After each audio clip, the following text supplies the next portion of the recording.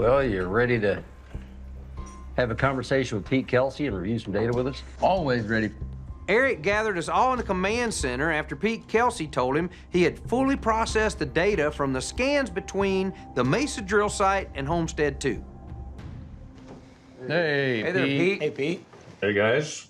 Well, as usual, we're in suspense. So this is one look at the data, the multispectral data we flew. This is Homestead 2 right here. Okay. What I see that doesn't quite fit is down here. There's a horizontal line right here. Pete, go to the grayscale view. Hold on a minute, Pete. It's actually 4 lines. If you look closely, you got the top one, and then the one right under it's kind of broken in the dark spot there. Yep. And then there's the one under that, and then the bottom one. It might even be 5 lines. It's just strange. So, Pete, I'm just wondering, what do you think those lines are? Well, if that's some kind of a depression, that's going to pool water and the plants will grow differently. The lines Pete detected just west of the strange circles and to the south of our drill site in the Mesa also didn't look like anything that would have formed in nature. We couldn't tell from this data how deep they were from the surface, but it looked like somebody or something created them. The question was, could they be what made the GPS data from our tour with Jay Stratton go deep underground? Now, Thomas, when you walk in that area there where we see those lines from left to right, have you picked up on anything? Is there anything about the ground that stands out to you? I can't say that I've noticed anything out there. You look everywhere else where the water runs, it looks more natural and random, but you look at that spot, it looks like it was a cut channel. That suggests man-made to me. Anything that linear, that orthogonal, that to me suggests somebody dug a trench. 2 years ago, There is an actual location on the ranch where the Sherman said not to dig. the current ranch owner, Brandon Fugel, was warned that disturbing the ground in this same area near Homestead 2 would cause dangerous phenomena to occur. The Shermans worked the ranch before and during the Bigelow investigations from the late 1990s to the early 2000s. A lot of the details of that era have still never been released to the public. So, could these anomalies in the field near Homestead 2 be related to digging operations conducted by that team?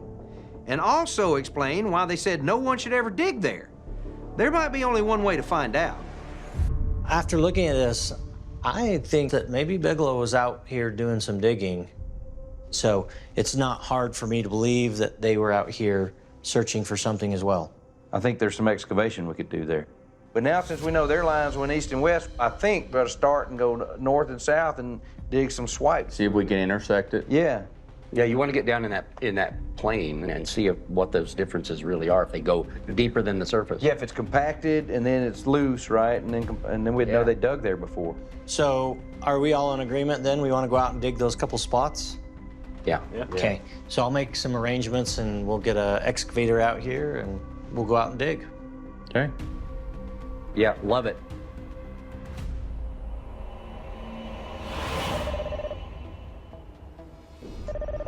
Let's get digging. Caleb, you want to see what's right there?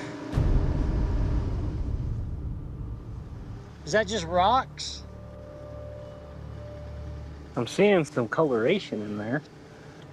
Yeah, it's like there's a layer of it or something. And you can see it especially right there. Find something, Caleb? He's been getting some like striations. It starts about right there. Oh yeah, right there. But does it stop? No, wait a minute. Did you find some? There's something different in the dirt right here. So look, Thomas, the clay looking stuff stops right there. Yep. And it starts right here. And that would be where the line is. So the line would be like this, and that's the line. And it's about bulldozer width, too. Hey, guys, y'all come look at this. What do you got? You find a discontinuity? Yeah. See this gray clay stuff, and it stops right there. Yeah. I'm looking through here and I'm not seeing anything like... No, there's nothing like that through here. It's a layer, Definitely a layer. and it's about bulldozer width. Yeah. Well, I wasn't expecting that. There you go. Right there's a piece of it right there. It's got some really fine crystalline material in it. There's a crystal in there, absolutely, because it glistens in the sunlight. Mhm. So what is that doing just in that spot? Yeah, why is there 5 stripes of it in the field? Yeah. What on earth is? I You mean, wouldn't think that would make an effect on the vegetation. yeah. Well, why is it here? Yeah, why is it here? That's it. Yeah, why isn't it everywhere? Right. Yeah. That's a telltale sign of something, but of what? I don't know. Neither Eric nor I had any idea what to make of the grayish material we uncovered in the field just east of Homestead 2. But it definitely corresponded with the lines we saw in Pete Kelsey's multispectral scans of the area. If nothing else, it tells us how accurate that multispectral data is. That's pretty impressive. That's amazing. Well, are you going to run another one on this side to see if it continues on? Probably should, huh? We could go over closer to the tree and dig that way. If you had another stripe back there, Thomas, then we may have found these lines. Now that we've intersected the first line, we need to go to the other end of it and do another cross-section dig. That way, we can confirm that what we're finding here continues just as the data shows. Yeah, look at that right there. Hey, Thomas, stop. You see something? Yeah, it's a big piece of something. Yeah, but is it that same material? It's the same stuff. Looks just like it. That's a good sample. Real good sample. We can't think of No. mundane explanations why a farmer would dig 5 straight lines in a field and put this, gray, silvery, shiny rock in there. Mm-hmm. And it makes no sense. that you can only see in the multispectrum. Right. We would just think about it. We would have never even thought about this, but having that multispectral data, and we look at it, we see these lines, we come look for it, we find it. Why is it there? So I know your wheels are already turning. Maybe you've got some ideas about what's going on here. Eric was right. I was trying to come up with some reason for these straight lines of crystal-like materials that looked very clearly deposited. If you were an advanced civilization and you were marking an area for some reason and you didn't want the indigenous population to know about it, you would put it in a way that is in plain sight. We would have never found it had we not had the multispectral technology to find it there. I can't believe this is natural. If it were natural, it would be all over the ranch. Yeah. Right? Yeah. So it seems fairly obvious that our first order of business here is to get that off to the university and have our contacts there do an analysis on it. All right. All right, let's go pack it up. All right.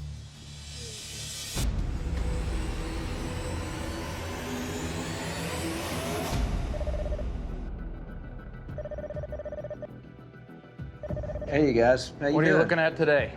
We're looking at the elemental analysis on some of the samples that we've recently collected.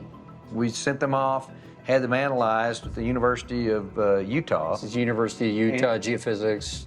After the dig near Homestead 2, we got the lab results back on the crystal-like samples we dug up there. So Eric and I couldn't wait to share them with the team. We have scientifically verified that the strange lines of crystal-like materials we uncovered near the circular anomalies in the field east of Homestead 2 are composed of the same kinds of materials that we pulled out of the mesa I don't know if I'm getting through this. after we ran into whatever this hard object was that the drill couldn't break through deep inside. These teeth are all perfectly intact. It makes me think they have to be directly correlated to one another. The interesting thing about it, too, is these are actually somewhat conductive materials. So what we're seeing here is you've got the sodium, the magnesium, the aluminum, the potassium, the calcium, the iron. All of those are very good at conducting electricity. But I guess that begs the question, what in the world are those lines for? From the multispectral data, you've got the 5 lines diverging on one end, converging to a point down by the tree behind the homestead. Then out here, there's a circle, and then the mesa is right there where that GPR anomaly is, right? It almost looks, when you look at it from the top, like a circuit board. Like it's an electric circuit built in the surface of the ranch to do something. To what, I don't know. What the hell's a circuit doing out in the middle of the field? Yeah. Well, it makes you wonder to what end. If, say, it's like an electrical circuit of some sort, is this like electrical field lines that you can measure with the other equipment, and the multispectral thing is just a side effect that it had on the vegetation and we're able to see it now? Or was it intended that way from the start?